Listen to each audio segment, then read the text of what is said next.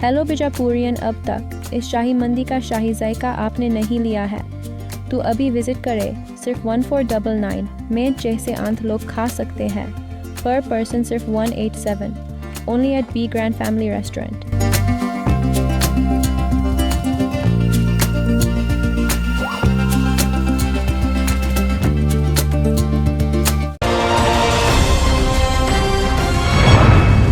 मैं हूं आबिद हुसैन शेख। आपका खैर मकदम है 4TV न्यूज कर्नाटक एक्सप्रेस में। सबसे पहले नजर आज की हेडलाइंस पर।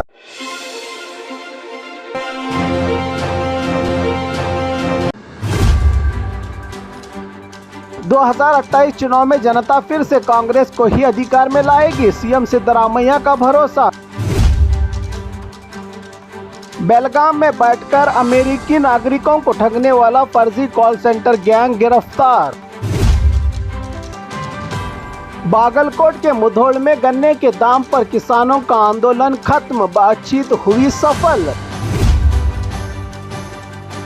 बिहार हार के बाद कर्नाटक की नवंबर क्रांति पर ब्रेक, कांग्रेस नेता खामोश।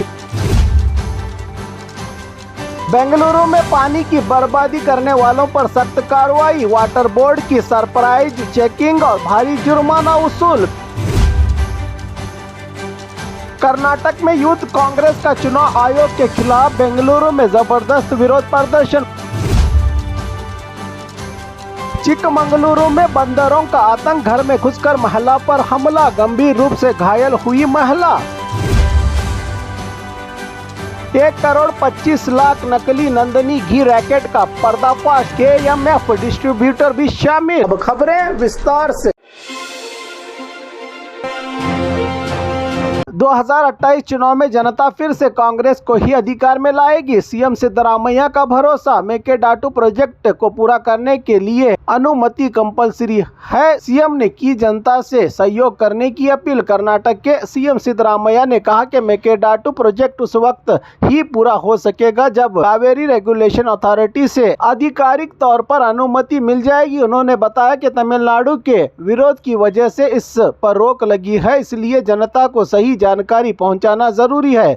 सीएम ने कहा कि सरकार इस प्रोजेक्ट को पूरा करने के लिए पूरी कोशिश कर रही है ताकि राज्य को पानी का बेहतर इस्तेमाल मिल सके। इन्होंने भरोसा जाहिर किया कि अगले चुनाव 2028 में भी जनता इन्हें ही दोबारा मौका देगी। अधिकार का प्रोग्राम में नीरिन हेज्जे नाम की किताब का लोकार्पण किया गया और लोगों से अपील की गई कि वो किताब पढ़कर अपनी राय कांग्रेस राज्य अध्यक्ष DK शिवकुमार तक पहुंचाए ताकि अगले एडिशन में जरूरी तब्दीलियां की जा सके। बेलगाम में बैठकर अमेरिकी नागरिकों को ठगने वाला फर्जी कॉल सेंटर गैंग गिरफ्तार। बेलगाम में एक बड़ा फर्जी कॉल सेंटर चल रहा था जो अमेरिका के नागरिकों से करोड़ों डॉलर की ऑनलाइन ठगी कर रहा था।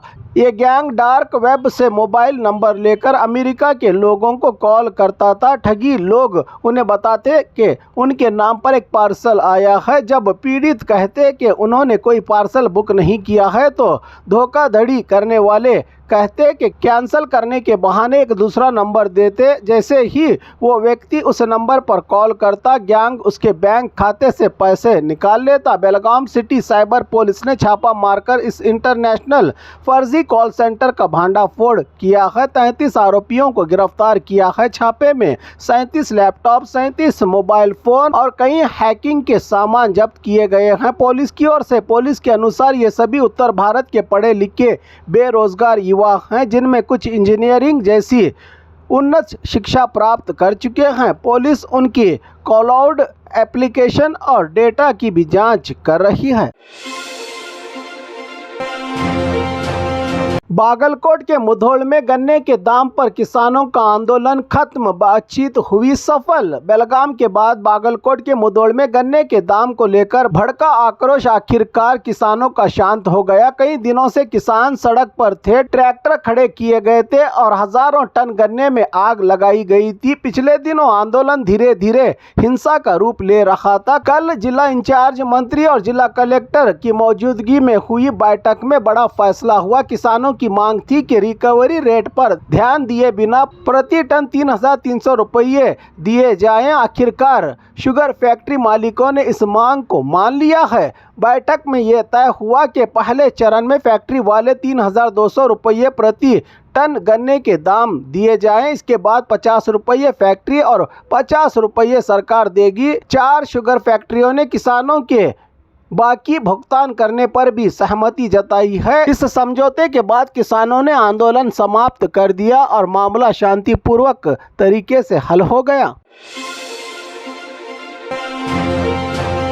बिहार हार के बाद कर्नाटक की नवंबर क्रांति पर ब्रेक, कांग्रेस नेता खामोश। कर्नाटक कांग्रेस में पिछले कई दिनों से नवंबर क्रांति बदलाव की चर्चा तेजी से चल रही थी। माना जा रहा था कि बिहार चुनाव परिणाम नतीजों के सामने आने के बाद इस मुद्दे पर कोई बड़ा फैसला हो सकता है, लेकिन अब बिहार में कांग्रेस की बड़ी हार के बाद राज्य कांग्रेस का जोश भी ठंडा पड़ गया है। बिहार में कांग्रेस सिर्फ 6 सीटें ही जीत चुकी है, जो पार्टी के लिए बड़ा झटका है। ऐसे में हाईकमांड किसी भी तरह की लीडरशिप का बदलाव, पावर शेयरिंग या कैबिनेट में फेरबदल जैसे कदम उठाने के मूड में नहीं है। इसीलिए कर्नाटक की राजनीतिक हलचल नवंबर क्रांति फिलहाल थम गई है। डीके शिव कुमार की टीम, जिसे नवंबर में किसी बड़ी राजनीतिक हलचल की उम्मीद थी, अब वरिष्ठ नेताओं की चुप्पी देखकर मायूस हो गए हैं। मौजूदा हालात में कांग्रेस हाईकमांड शहद के छत्ते में हाथ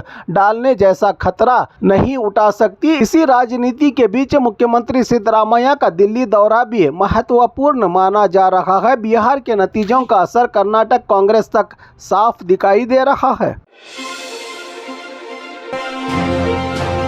बेंगलुरु में पानी की बर्बादी करने वालों पर सख्त कार्रवाई, वाटर बोर्ड की सरप्राइज चेकिंग और भारी जुर्माना वसूल। बेंगलुरु में अब पानी बर्बाद करने वालों के खिलाफ वाटर बोर्ड ने सख्त कदम उठाना शुरू कर दिया है। जहां एक और बीबीएमपी सड़क पर कचरा फेंकने वालों पर कार्रवाई कर रही है, वहीं अब वाटर बोर्ड ने पानी के गलत इस्तेमाल और पोल्यूशन करने वालों पर भारी जुर्माना लगाना शुरू किया है। वाटर बोर्ड ने बताया कि पानी से गाड़ी धोने, सड़कों पर बहाने या पौधों को पानी देने के लिए इस्तेमाल करने पर 5,000 रुपये का जुर्माना लगाया जा रहा है। अब तक करीब 40 लाख रुपये जुर्माना वसूला गया है। अगर जुर्माना नहीं भरा गया तो पानी का कनेक्शन काटने की चेतावनी भी दी गई है। ग्रेटर बेंगलुरु अथॉरिटी की ओर से वाटर बोर्ड ने हफ्ते में एक बार सरप्राइज विजिट करने का प्लान बनाया है। इसके अलावा रोबोटिक्स टेक्नोलॉजी की मदद से वाटर चोरी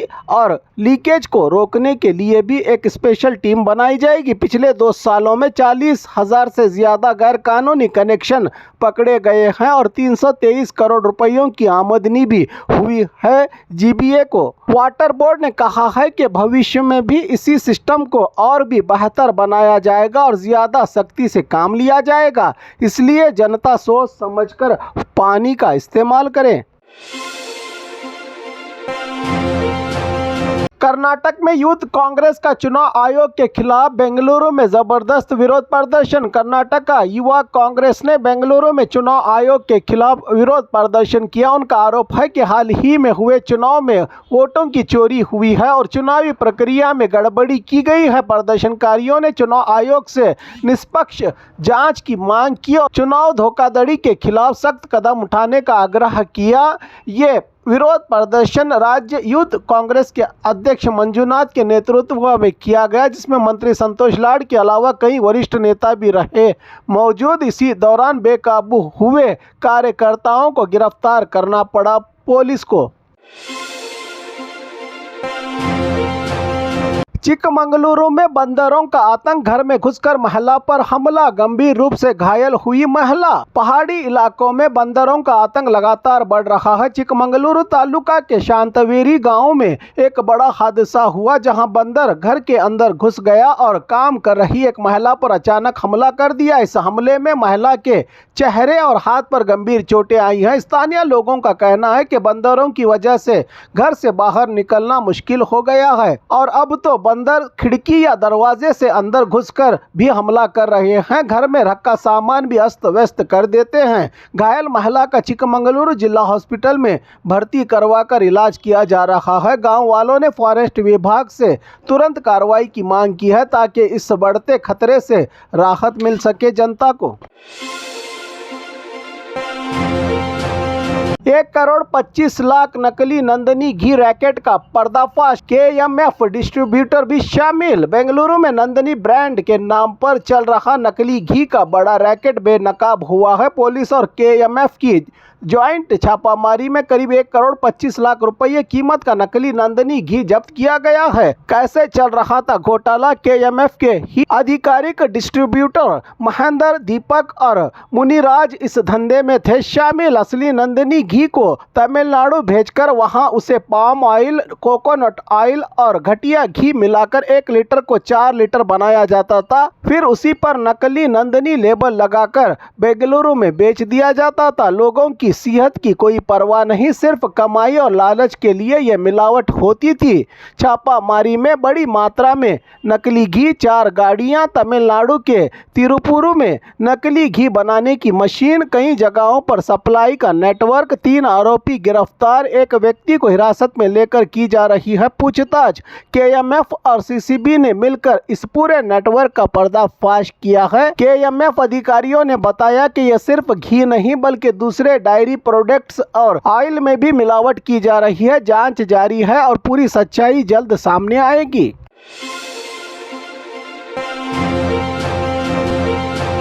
और खबरों के लिए देखते रहिए 4TV न्यूज़ कर्नाटक एक्सप्रेस।